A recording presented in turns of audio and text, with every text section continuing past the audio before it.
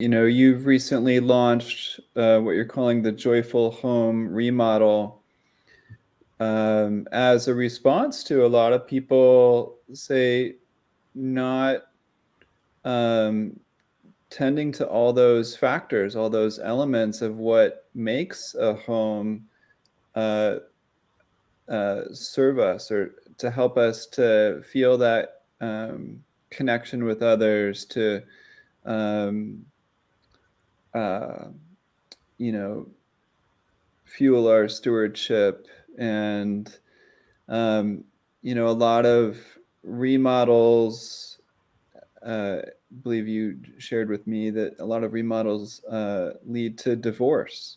Mm-hmm. So like the exact opposite of what we wanted to begin with.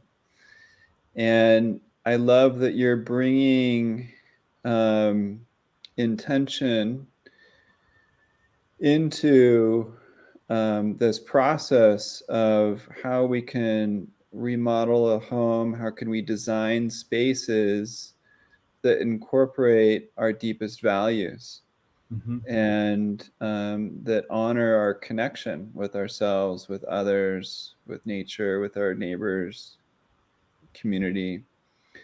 Um, can you talk a little bit about what you've seen um,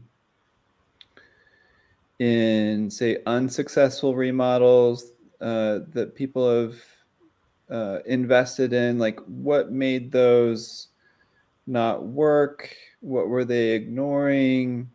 What are some of the common missing pieces from um, the process of examining, like, how do I relate to home? How do I relate to others? How do I relate to what I want in a home?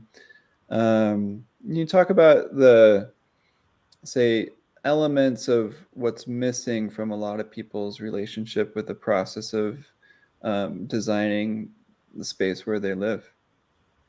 Yeah, I'd be happy to. I mean, this I'm really passionate about this. The reason, one of the reason being is that first of all, we're on a small planet, and architecture, building, and the maintenance of buildings.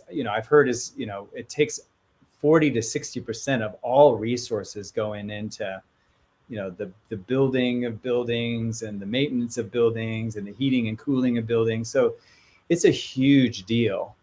And yet at the same time you have individuals, couples, families that um, are often trying to work out challenges that they have either as an individual or in their relationship or whatever else is going on by trying to remodel their exterior to make their exterior better. And that can actually breathe some sense of alleviation. For the affluent, for example, sometimes when there is actually a fair amount of money to be able to be spent for things, those sort of remodel projects are happening at a sort of a quicker pace because there maybe is a sense of keeping up with the Joneses or the trends and those sorts of things. But from my point of view, again, we have to consider in an interdependent world and a small world the effects that our designs and what we're doing is they're having. And the really question for me is like, is this facilitating the people there feeling more at home in themselves, in their partnerships, in their communities, with the earth and with the cosmos, or is it detracting from that? So the mandatory interview process is one, by, sometimes I go out to go see a job site and immediately I'll say to the folks, you're doing this for the wrong reason. You would be way better off investing in therapy or some sort of healing modality here. And I'm not trying to do this to be mean. I'm just trying to cut to the chase. It's like, if you go down this path, this is going to be a lot of money. It's going to be a lot of time. It's going to be a lot of the earth's valuable material resources. And you're probably going to still be, you know, missing what actually needs to be worked on, which is your individual selves and whatever is happening within this relationship. What would Yeah. be some of those, say, warning signs or uh, yeah, like what would lead you to come to that conclusion? Is it something that they would um, would they be, say, criticizing their partner or ignoring their partner, or say um, saying that they want to invest in a remodel just for completely the wrong reasons? Like, what would lead you to suggest therapy over proceeding with the remodel? Yeah, one is just you see how, typically I'm working with couples, and so you'll usually get some sense of um, the way that they're interacting with one another, but also the way that they're sort of showing up as individuals. And so that's and you can feel it. You can go in there, feel it. You also need to listen to the language. Is that um, what I've heard is that the number one sign of a how would they say, like, a secure functioning relationship is partners' ability to actively keep their partner out of distress. It's not a sexy thing, but it's basically people who are being loving towards one another are anticipating, what might trigger another person, and they're trying to help them out in order to navigate that. Now, you can go to the extreme of that and be codependent and do too much caring and coddling for a person. But when you see couples that are basically being appreciative of one another, being respectful of one another, listening to one another, not overriding one another, then you can start to say, okay, this seems like this a healthy relationship. Now, there's sometimes you'll get a sense of like it's mostly healthy, but you can also hear that there's other challenges that might be going on. So that doesn't mean you have to be perfectly helpful to go out on this journey. But the goal here is at least from my point of view, is that while we're working on your external environment, which is a provocative external environment, because if typically when you're doing a residential remodel, you're destroying a part of the home, right?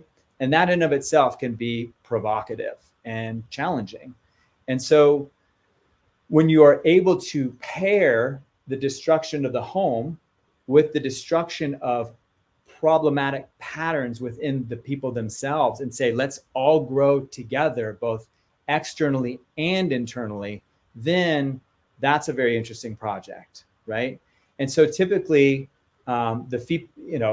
based on this intelligent universe, the people that find us are folks that actually want to go down that journey. They want to feel a deeper sense of connection with themselves, with their partner, with their communities. It's just with a couple yesterday. They're like, we've thought about moving out of this place because it's so small, but we love this community, and we love the fact that guy's been there for 50 years and this person's been here for 60 years. And there's this, it's a quirky group, but they're rooted. I'm like, yes, you're my people. Because again, the more that we can build that sense of community, and community is so important, especially in the United States. I mean, the Surgeon General Vivek Murthy is talking about the loneliness epidemic, right? This is a real thing. And so the other thing that we want to do with these projects is model what it looks like to care for one another. And the caring for one another comes from, again, when we go through the interview process, the clients themselves can start to see themselves in a new way. Not only that, I'm interviewing husbands and wives or partners separately. And what that does is, like, we record the interview, we have it transcribed. So as opposed to two people saying, well, I like this, well, I like this, you just give them each other the transcripts or the recordings, and they listen, and it's very disarming. And they're like, oh wow, I didn't know that. Oh, that's wonderful. It's like, well, I didn't see it that way, but I like the way you see that. So it's creating, again, we're trying to build a sense of home. We're trying to build a sense of home. And the United States, unfortunately, with our real kind of value on the individual, over time has really kind of wreaked havoc on this sense of, no, we're actually way more happy when we're embedded in collectives.